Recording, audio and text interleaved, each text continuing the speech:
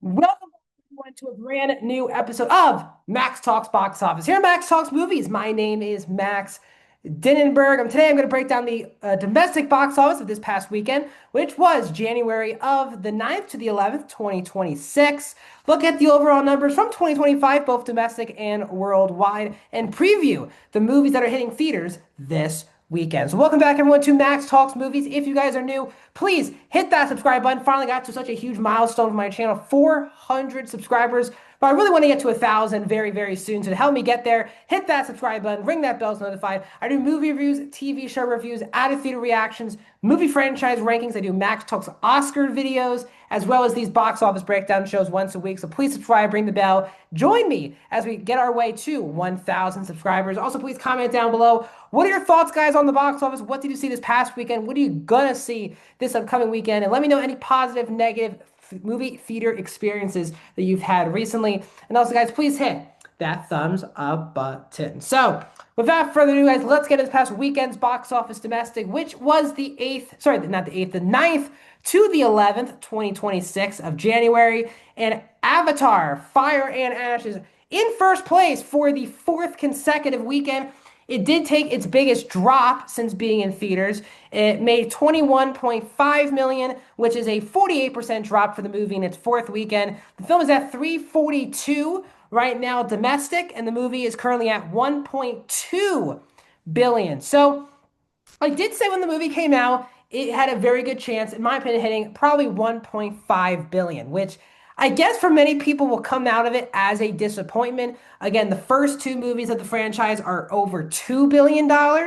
Again, reports are there are supposed to be an Avatar 4 and 5. But there has been no announcement yet on the actual, like, where Disney and Cameron are 100% going to move forward with an Avatar 4 and 5. So with that being the case, we shall see if we hear anything further. It does seem like Avatar, again, the first two Avatar movies were nominated for Best Picture. Does not seem very likely at this point that Avatar Fire and Ash will be getting nominated for Best Picture. So again, I still think Avatar 4 and 5 are up in the air. But I think these are not like abysmal numbers. These are not embarrassing numbers. I think Avatar Fire and Ash is a very strong over $1 billion movie. Now, again, is it $2 billion? It is not. The question is, if Avatar, the franchise, moves forward with 4 and 5, can those movies get to $2 billion? What are the adjustments from a filmmaking perspective, from a marketing perspective, that needs to get this franchise back into the $2 billion club? But again, we shall see.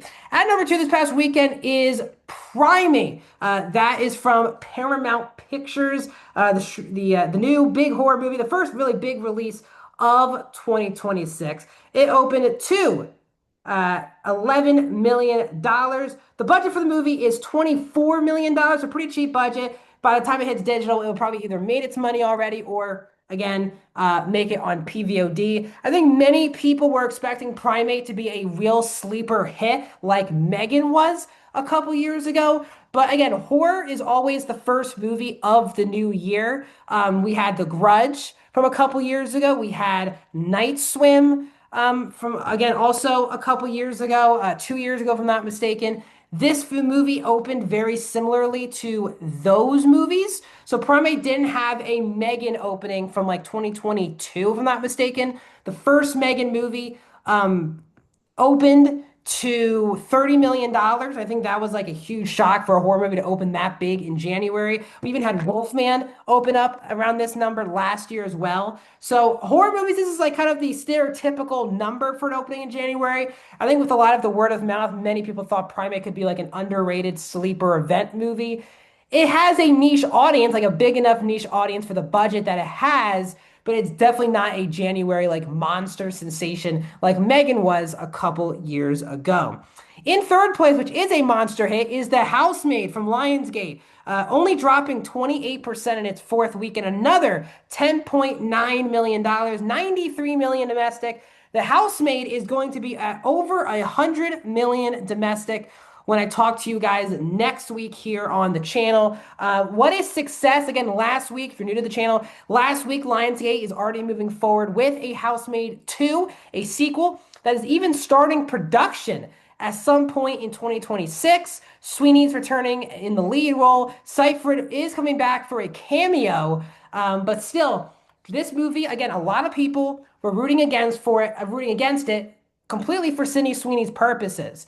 And she's been all in the drama for the first 11 months of 2025. Her stuff not in movies, and then Christie really flopping hard at the box office and really ruining her awards hopes.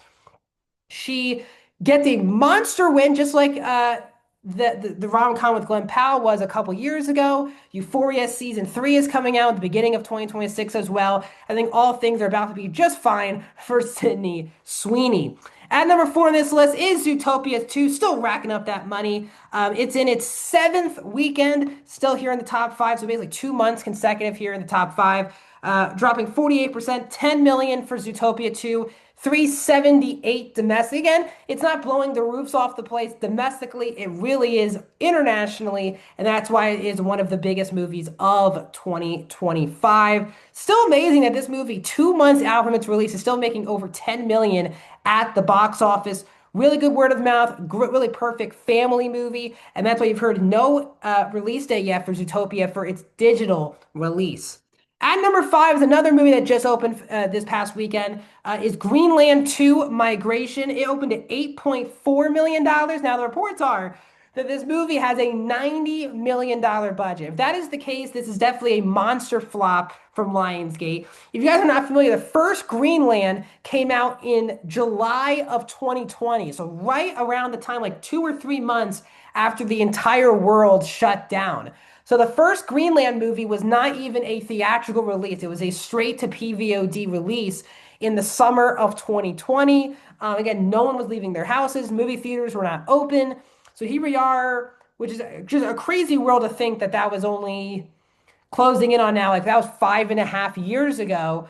Greenland 2, not really surprised it wasn't a monster opening, but I'm just shocked at the fact that Lionsgate gave this movie such a large budget without ever proof that this movie was going to be a theatrical success. Not many people are even talking about this movie, but Greenland 2 Migration is at number 5.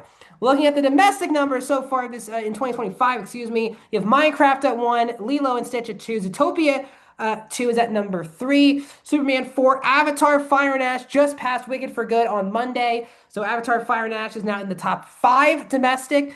It will pass Superman as well. The question is, can he even catch up to Zootopia 2? I think it also has a very good chance of that as well. So we'll see. I think Avatar Fire and Ash won't be able to reach Lilo and Stitch or Minecraft's domestic numbers, but I think the max, it'll get to at least number 3 domestic for 2025. Wicked for Good 6, Jurassic World Rebirth at 7, Sinners 8, Fantastic Four First Steps at 9, How to Train Your Dragon at 10. Looking at the worldwide numbers for 2025, Days Out 2 at 1, Zootopia 2 is at 2, Avatar Fire and Ash at 3. So I don't think Avatar Fire and Ash is going to won't even get to Zootopia 2's worldwide gross. Again, Lilo at 4, Minecraft 5, Jurassic World 6, Demon Slayer 7, How to Train Your Dragon 8, F1 9, Superman is at 10. Again, the reason why we're still talking about 2025 is we don't really have, again, any movies that have hit theaters, again, so far here in 2026. So usually for the month of January, I still recap the month of the year of 2025 because we still have a lot of movies hit in theaters from that year.